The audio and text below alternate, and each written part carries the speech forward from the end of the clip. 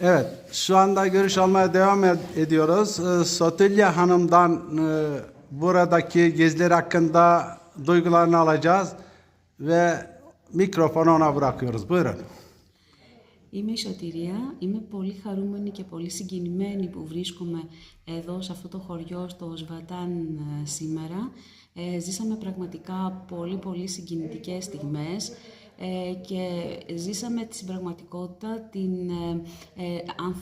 την πολύ ανθρώπινη πλευρά της ανταλλαγής των πληθυσμών, που είναι μια πονεμένη ιστορία για τους ανθρώπους που την έχουν ζήσει. Όμως, όπως τη ζήσαμε σήμερα, είχε πολύ συγκίνηση, είχε πολύ δάκρυ. Οι φίλοι μας είδαν το σπίτι των προγόνων τους.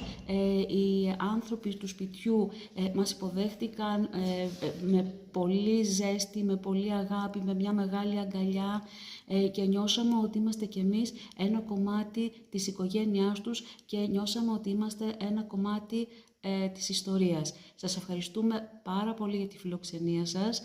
Δεν το περιμέναμε ότι θα συναντούσαμε τόση αγάπη, τόση ζεστασιά και τέτοια φιλοξενία εδώ πέρα. Είσαστε άψογοι. Θα θέλαμε να ανταποδώσουμε αυτό που ζήσαμε και θα χαρούμε πάρα πολύ να σας δούμε και στα δικά μας τα μέρη όποτε εσείς μπορείτε. Σας ευχαριστούμε. Thank you very much.